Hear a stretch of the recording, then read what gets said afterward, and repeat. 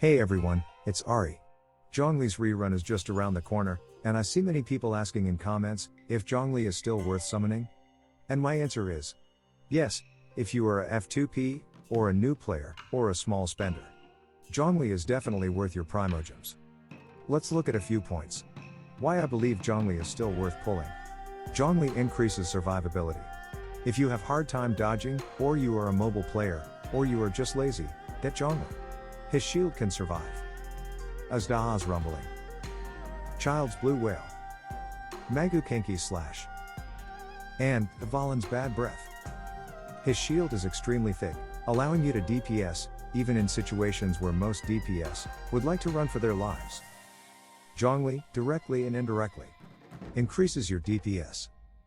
Zhongli has a very high scaling burst, which deals decent damage, and it also petrifies enemies, aiding in more DPS opportunities. His elemental skill can shred enemies' elemental and physical resistance by 20%. Which is extremely good for Anemo and Geo characters, because they don't have resistance shred alternatives, like 4-piece VV set.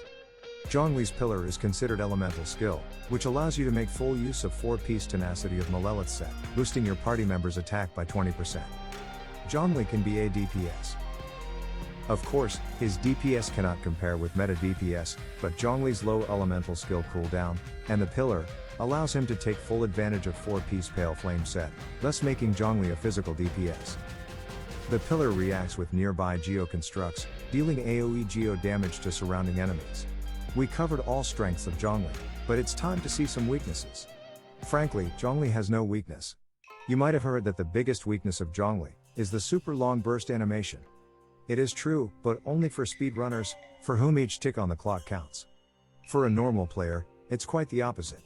Longer burst animation means longer invincible duration, which allows you to survive in situations of consecutive hits from the enemies.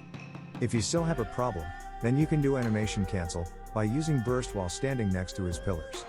Enemy skills like corrosion, which can bypass the shield, but that doesn't mean the enemy won't attack you directly.